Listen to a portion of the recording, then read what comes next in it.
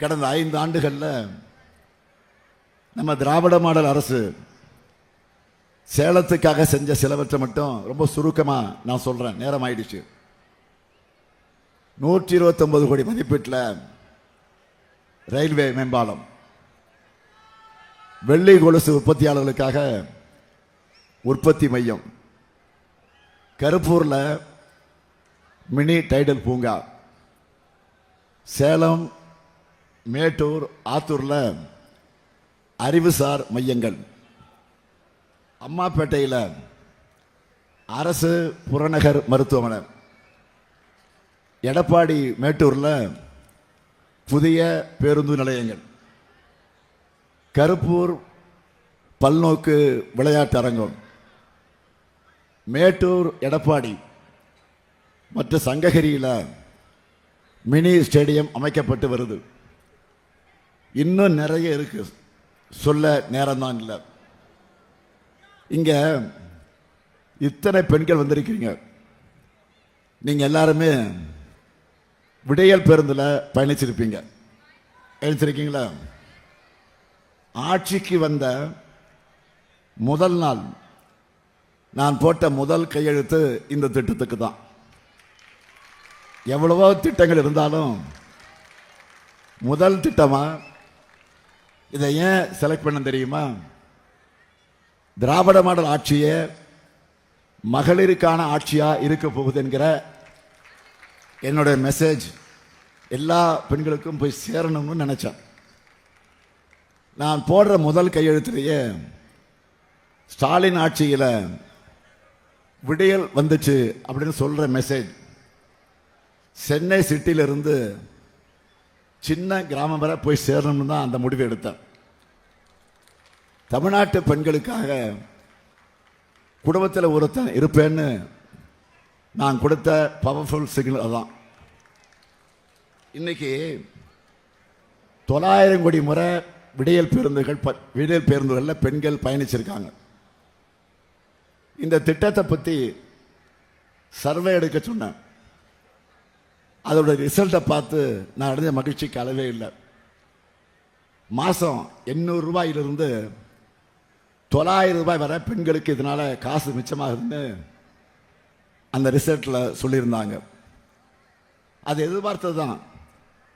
ஆனால் நான் எதிர்பார்க்காத இன்னொன்று அந்த சர்வேயில் தெரிய வந்துச்சு.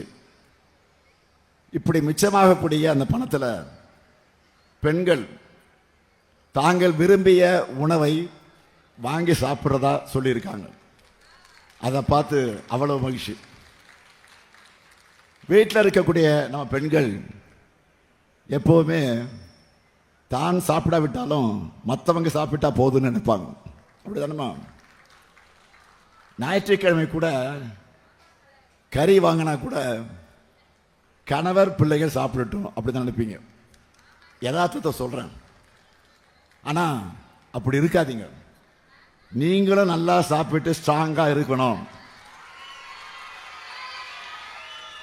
பெண்களான நீங்க ஸ்ட்ராங்கா இருந்தாதான் நம்ம தமிழ்நாடு ஸ்ட்ராங்கா இருக்கும். அது மட்டும் இல்ல, பெண்கள் பேருந்தில் பயணிக்கிறது இந்த திட்டத்தால் அதிகரிச்சிருக்கு. புள்ளி விவரத்தோடு சொல்லணும்னா, விடியல் பயணம் திட்டம் வந்த பிறகு பேருந்தில் பயணிக்கிறது, பெண்கள் பயணிக்கிறது 40 விழுக்காட்டில் இருந்து 70 விழுக்காடாக உயர்ந்திருக்கு. நினைச்ச இடத்துக்கு யாரையும் எதிர்பார்க்காம என் சகோதரிகள் பயணிக்கிறாங்க. அதிகாரிகள் கூடுதல் செலவினம் என சொன்னாங்க. நான் சொன்னேன், இது செலவினம் இல்லை. நமக்கு பிடிச்சவங்களுக்கு நாம பண்ற எதையும் செலவா சுமையா கருதக்கூடாது. நம்ம சகோதரிகள், நம்ம மகள்கள் சுதந்திரமா பயணிக்கணும், நல்லா படிக்கணும், வேலைகளுக்கு போகணும், கை நிறைய சம்பாதிக்கணும். அதுக்கு நாம் செய்கிற முதலீடு இது. இதுக்காக எத்தனை 1000 கோடி ஆனாலும் பரவாயில்லை என்று நான் சொல்லிட்டேன். அடுத்து அமையவிருக்கூடிய ஆட்சியில் இன்னும் கூடுதலா பேருந்துகளை வாங்குவதற்கு நாம் திட்டமிட்டு அதை விரிவுபடுத்த போறோம். அடுத்து முக்கியமான திட்டம் கலைஞர் மகளிர் உரிமை திட்டம். 2021 நாம் பெற்ற மாபெரும் வெற்றிக்கு அடித்தளமாக அமைஞ்சது இந்த திட்டம். ஆகவே இந்த திட்டத்தை பற்றி நான் அதிகம் உங்களுக்கு சொல்ல வேண்டிய அவசியம் இல்லை. இதை நிறைவேற்ற முடியாதுன்னு நிறைய பேர் சொன்னாங்க, சவால் விட்டாங்க. நான் நிறைவேற்றி காட்டினேன். நிறைவேற்ற காட்டினது மட்டும் இல்லை, திராவிட மாடல் 2.0 ஆட்சிக்கு வருகிற போது 2000 ரூபாயாக உயர்த்த போகிறேன். இந்த பணத்தை உதவி தொகைன்னு சொல்லாமல் உரிமை தொகைன்னு ரொம்ப பர்டிகுலராக நான் அந்த பேரை செலக்ட் பண்ணேன். ஏன்னா பெண்களுடைய உழைப்பு இல்லாமல் மனித சமூகம் இல்லை. அதுவும் இந்தியா போன்ற விவசாயம் நிறைஞ்ச நாட்டில் பெண்கள் தான் அந்த விவசாய வேலையில் அதிகமாக ஈடுபட்டிருக்கிறாங்க. அது நம்ம வீட்டு பெண்கள் உழைக்கும் உழைப்பு சாதாரண உழைப்பு அல்ல. எல்லாருக்கும் முன்னாடி யார் எழுந்திருக்கிறா? பெண்கள் தான் காலையில் எழுந்திருக்கிறாங்க. வீட்டை பெருக்கி தெருவில் தண்ணியை தெளித்து சுத்தம் பண்ணுறாங்க. குளிச்சுட்டு டீயோ காப்பியோ போடணும். குழந்தைகளை ஸ்கூலுக்கு ரெடி பண்ணி அனுப்பணும்.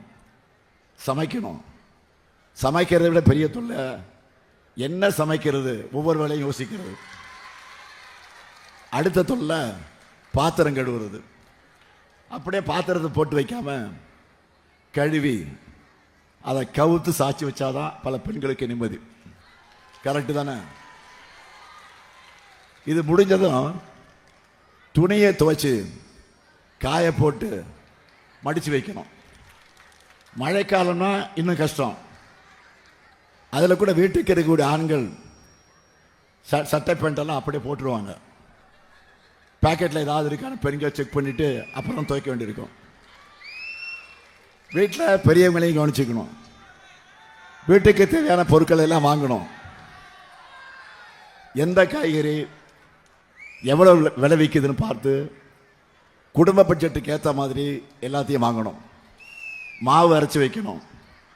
மிளகாய் காய வைக்கணும். தண்ணி பிடிச்சி வைக்கணும். பிள்ளைகளுடைய ஹோம்ஒர்க்கு பண்ண வைக்கணும். அடையங்கப்பா, இதெல்லாம் சொல்லும்போது எனக்கே டயர்ட் ஆயிடுச்சு. அப்போ இதெல்லாம் செய்கிறது எவ்வளோ கஷ்டம். இதெல்லாம் பண்ணிட்டு ஆஃபீஸுக்கோ தொழிற்சாலைகளுக்கோ வேறு வேலைகளுக்கு போகிற பெண்களும் நிறைய பேர் இருக்காங்க. சமூகத்தில் கூலி தொழிலாளராக இருந்தாலும், டீச்சராக இருந்தாலும், அரசு ஊழியரா ஐடி ஊழியரா இருந்தாலும், நான் இப்போ சொன்ன வீட்டு வேலைகள்லாம் இருந்து பெண்களுக்கு ரெஸ்ட் இருக்காது.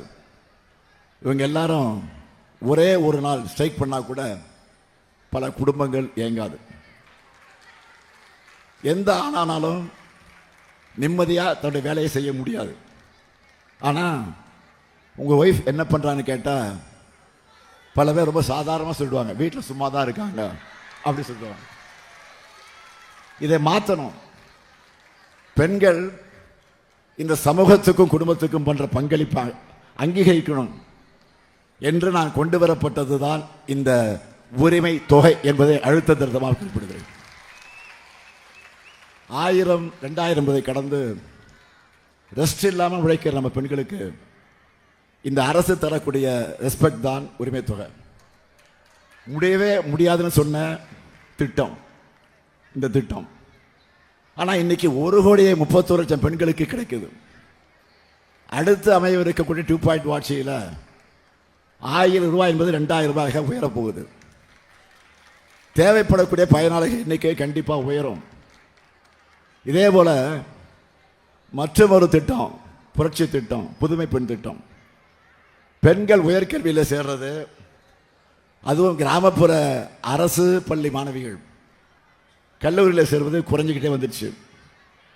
படிப்புக்கு பணம் ஒரு தடையா இருக்கக்கூடாதுன்னு உருவாக்கின திட்டம் தான் இந்த திட்டம். இந்த திட்டம் வந்த பிறகு பெண்கள் கல்லூரியில் சேருவது 34 விழுக்காடு அதிகரிச்சிருக்கிறதா ஆய்வு முடிவுகள் வந்திருக்கு.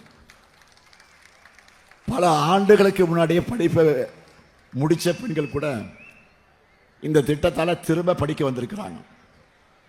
கல்வியில் சிறந்த தமிழ்நாடு இதுபோல திருமணத்துக்கு பிறகு திரும்ப படிக்க வந்த ஒரு பெண்ணுக்கு இந்த திட்டத்தோடைய பயண உணர்ச்சி பொங்க பேசுனாங்க.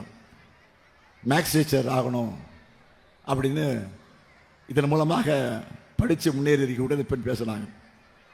நான் அன்பு மகளை அழைச்சி உச்சி முகந்து பாராட்டி உச்சந்தலையில் முத்தம் கொடுத்து என்னுடைய பேனாவை எடுத்து அன்பளிப்பாக கொடுத்தேன். அந்த காட்சி தமிழ்நாட்டு மக்கள் நெஞ்சத்தில் நீங்காமல் பதிச்சு. இதுதான் புதுமை திட்டத்தினுடைய வெற்றிக்கு சான்று.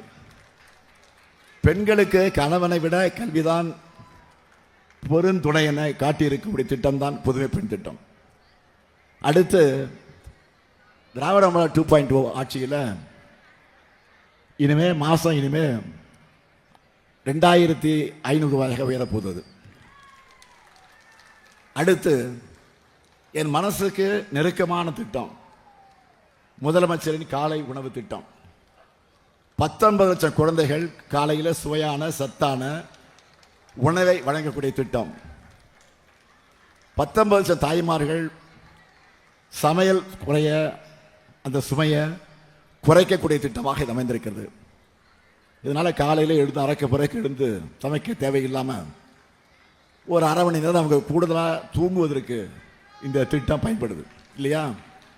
மனசாட்சி தொட்டு சொல்லுங்க, உண்மையா இல்லையா? ஸ்டாலின் அண்ணனே ஸ்கூலில் சாப்பாடு போடுறாரு, ஏன்னா அவங்க நிம்மதியாக பிள்ளைகளை அனுப்பி வைக்கிறாங்க. இதை விட எனக்கு வேற என்ன மகிழ்ச்சி வேணும்? அதே போல் வெளியூர்களில் வேலைக்கு போகிற பெண்கள் அங்கே பாதுகாப்பாக வசதியோடு தங்குவதற்காக நாம் தொடங்கி இருக்கக்கூடிய திட்டம் தான் தோழி விடுதிகள். 19 மாவட்டத்தில் திறந்துட்டோம். திராவிட மாடல் ஆட்சியில் 2.0 ஆட்சியில் எல்லா மாவட்டத்திலையும் திறக்க போகிறோம்.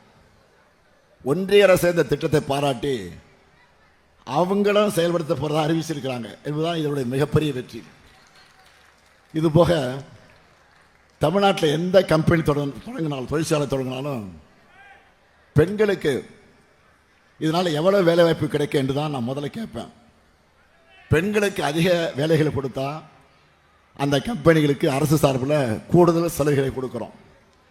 இந்தியாவிலேயே முதல் மாநிலமாக பெண்களுக்கு சொத்துரிமை கொடுத்து பெரியார் அம்பேத்கர் கனவை நிறைவேற்றின ஆட்சி தான் திமுக ஆட்சி. அதை செஞ்சவர் கலைஞர். அவர் வழியில் பெண்கள் பேரில் சொத்து பதிவு பண்ணால் அதுக்கு கட்டண சலுகை அறிவிச்சிருக்கிறோம். அது மட்டுமல்ல, இப்போ இந்தியா முழுக்க பேசு பொருளாக இருக்கக்கூடிய இன்னொரு திட்டம் 14 வயதுக்கு உட்பட்ட பெண் பிள்ளைகளுக்கு புற்றுநோய் தடுப்பூசி போடுகிற திட்டம். 28,000 ரூபாய் மதிப்புள்ள தடுப்பூசிகளை என் மகளுக்கு கட்டணம் இல்லாமல் வழங்கி செலுத்திட்டேன். இப்படி முழுக்க முழுக்க பெண்களுக்காகவே, பெண்களின் உரிமைகளுக்காக செயல்படுகிற நம்முடைய அரசு. நான் உறுதியாக சொல்கிறேன், இந்த முத்துவேல் கருணாநிதி ஸ்டாலின் ஆட்சி எப்போவுமே பெண்களின் நலனுக்காக ஆட்சி. நம்மை பார்த்து பெண்களுக்கான இடஒதுக்கீடு வர்ற நேரத்தில் ஏதோ சதி பண்ணுறாங்க, திமுகவுக்கு இது பிடிக்கல என பழனிசாமி பேசியிருக்கிறார். 33% இடஒதுக்கீடு என்றால் என்ன என்று பழனிசாமிக்கு தெரியும் முன்பே உள்ளாட்சிகளில் அதை செயல்படுத்தினவர் தான் நம்முடைய தலைவர் கலைஞர். இதை அப்பவே 50 விழுக்காடாக நடைமுறைப்படுத்தியவன் தான் உங்கள் முன்னால் நிற்கிற இந்த ஸ்டாலின். சட்டமன்ற நாடாளுமன்றத்தில் பெண்களுக்கு 33 விழுக்காடு வேணும்னு பல ஆண்டு காலமாக திமுக போராடிட்டு இருக்கு. பாஜக நினைச்சா அதை எப்போவோ கொண்டு வந்திருக்கலாம். நாங்களும் அதைத்தான் கேட்குறோம். ஆனால் தேவையே இல்லாமல் சென்சஸ், தொகுதி மறுவரை என சம்பந்தம் இல்லாத விஷயம் கூட அதை முடிச்சு போட்டு அது நிறைவேறக்கூடாதுன்னு பாஜக நினைக்கிறது. அவங்களும் பெண்கள் இடஒதுக்கீட்டுக்கு எதிரானவங்க என்று பழனிசாமி சொல்ல போகிறாரா? மிஸ்டர் பழனிசாமி, முதல்ல புரிஞ்சுக்குங்க, இந்த பிரச்சனை பெண்கள் இடஒதுக்கீடு அல்ல, அதை எல்லோரும் வரவேற்கிறோம். தொகுதி மறுவரையை தான் இங்கே பிரச்சனை. தமிழ்நாடே கொதிச்சு போயிருக்கு. நாளைக்கு எல்லார் வீட்லையும் கருப்பு கொடி ஏற்ற போகிறோம். பெண்கள் நீங்கள்லாம் பாஜகவின் அலங்கோல சட்டத்துக்கு காலையில் வீட்டு வாசலில் கோலம் மூலமாக எதிர்ப்பு தெரிவிக்க போறீங்களா இல்லையா? இது அரசியல் வேறுபாடுகளுக்கு இடமே இல்லை. மொத்த தமிழ்நாட்டையும் ஆபத்து சூழ்ந்திருக்கு. எடப்பாடி அவர்களே, கடைசி வரை கோழையா அடிமையா இருந்தா தமிழ்நாட்டின் களங்கமாகத்தான் வரலாற்றில் நீங்க நினைவு கூறப்படுவீங்க. இது வரலாறு உங்களுக்கு கொடுத்திருக்க கடைசி வாய்ப்பு. ஒரே ஒரு முறையாவது பாஜகவை தைரியமாக எதிர்த்து பேசுங்க. உறுதியான எஃகு பெயர் பெற்ற ஊர் இந்த சேலம். இப்படிப்பட்ட பெருமைமிகு ஊர்ல பிறந்துட்டு ஏன் டெல்லிக்கு முதுகு வளைஞ்சிருக்கீங்க? வெக்கமா இல்லையா? பக்கத்தில் இருக்கக்கூடிய கேரளா, தெலுங்கானா, கர்நாடகா போன்ற மாநிலங்களுக்கு கூட அவங்க உரிமைகளுக்காக குரல் கொடுக்கிறாங்க. கட்சி வேறுபாடுகளை மறந்து ஒரே குரல்ல பேசுறாங்க. நீங்க தமிழ்னா தமிழ்னா இருந்துட்டு தமிழ்நாட்டுக்கு இப்படி துரோகம் செய்யலாமா? உங்க துரோகங்களுக்கு தண்டனை மே 4 அன்று கிடைக்கத்தான் போகுது. ஒட்டுமொத்த பெண்களின் ஆதரவோட திமுக மீண்டும் ஆட்சி அமைக்கத்தான் போகுது. அதுக்கான ஒத்திகை தான் நான் வெளியிட்டு இருக்கக்கூடிய தேர்தல் அறிக்கை. இந்த தேர்தலின் சூப்பர் ஸ்டார் இதுதான். இப்போ நம்ம சூப்பர் ஸ்டாரோட சூப்பர் ஹிட் அறிவிப்புகள் சொல்லவா? முதல்ல இல்லத்தரசி திட்டம். இந்த ஒரே அறிவிப்பிலேயே நம்முடைய எதிரிகள் எல்லாம் க்ளோஸ் ஆயிட்டாங்க. 8000 ரூபாய்க்கு நான் தரப்போகிற இந்த கூப்பனை வச்சு உங்களுக்கு தேவையான வீட்டு உபயோகப் பொருட்களை நீங்கள் வாங்கிக்கலாம். அதில் லிஸ்ட்டு போட்டிருக்கிறோம். Washing machine, fridge, TV, grinder, mixie, microwave அவன், இண்டக்ஷன் ஸ்டவ். இதில் எதை வேண்டுமானாலும் இப்போவே பெண்கள் எல்லாம் டிஸ்கஸ் பண்ண ஆரம்பிச்சுட்டாங்க. இன்னொன்று சொல்கிறேன், நீங்கள் வீட்டுக்காரெலாம் கேட்காதீங்க. கொஞ்சம் குழப்பி விட்டுருவாங்க, கன்ஃபியூஸ் பண்ணி விட்டுருவாங்க, ஏதாவது பிரச்சனை பண்ணிவிடுவாங்க. ஏதாவது பிரச்சனைனா நீங்கள் சொல்லுங்க, அண்ணன்ட்ட சொல்லுங்க, என்கிட்ட சொல்லுங்க, நான் பார்த்துக்கிறேன். இது முழுக்க உங்களுக்காக கொண்டு வந்திருக்கக்கூடிய திட்டம். நீங்க தான், பெண்கள் தான் டிசைட் பண்ணணும். பெண்களின் வீட்டு வேலையை சுமையை குறைக்கணும் என்பதற்காக நான் அறிவிச்சிருக்கக்கூடிய திட்டம். இப்பவே பெண்கள் எல்லாம் கணக்கு போட ஆரம்பிச்சிட்டீங்க. என்ன கணக்கு? பொங்கலுக்கு முன்னாடி சொல்லிட்டு 3000, பிப்ரவரியில் சொல்லாமலேயே 5000, ஆக மொத்தம் 8000. அடுத்த இல்லத்தரசி கூப்பன்ல ஸ்டாலின் 8000 கொடுக்கிறார். ஆக மொத்தம் 8+8 உதயசூரனுக்கு தாங்கள் ஓட்டு என முடிவெடுத்துட்டாங்க. இது மட்டும் இல்ல, பெண்கள் வேலைக்கு செல்வதை எளிதாக்க 1000 குழந்தைகள் காப்பகங்களை உருவாக்க போறோம். மகளிர் சுய உதவி குழுக்கள், அதை பத்தி எல்லாம் இங்க எல்லாம் பேசுனாங்க. ஆக இப்படி மகளிருடைய திட்டங்கள் பெருமளவுக்கு இன்றைக்கு தேர்தல் அறிக்கையில் தெளிவாக எடுத்து சொல்லப்பட்டிருக்கிறது. இப்போ சொல்லுங்க, பெண்கள் எல்லாரும் நம்ம மதச்சார்பற்ற முற்போக்கு கூட்டணிக்கு தானே வாக்களிக்க போறீங்க? சத்தமா எடப்பாடி வரை கேட்கணும். கடந்த சட்டமன்ற தேர்தலில் சேலத்தில் நான் எதிர்பார்த்த வெற்றியை பெற முடியல. அதில் மறைக்க எதுவும் கிடையாது. அதுக்காக ஒன்றிய பாஜக அரசு போல திராவிட மாடல் அரசு சேலத்தை புறக்கணிக்கல, திட்டங்களை வாரி தந்தோம். அதனால 2024 நாடாளுமன்ற தேர்தலில் மிகப்பெரிய வெற்றியை சேலம் மக்களான நீங்க வழங்கினீங்க. அது 2026 தொடரணும். அதுக்கு இந்த மேடையில் இருக்கக்கூடிய 11 வேட்பாளர்களுக்கும் அவரவருக்குரிய சின்னத்தில் நீங்கள் வாக்களிக்கணும். தமிழ்நாடா டெல்லியா என்ற ஜனநாயக போரில் தமிழ்நாடு அணிதான் வெல்லணும். தமிழ்நாட்டை காக்க கழகம்தான் மீண்டும் ஆட்சி அமைக்கணும். நாடு நலம் பெற, நல்லாட்சி தொடர்ந்திட ஆதரிப்பீர். மதச்சார்பற்ற முற்போக்கு கூட்டணி வேட்பாளர்களை. தமிழ்நாடு போராடும், தமிழ்நாடு வெல்லும். வெல்வோம் ஒன்றாக, வெல்வோம் ஒன்றாக. நன்றி, வணக்கம்.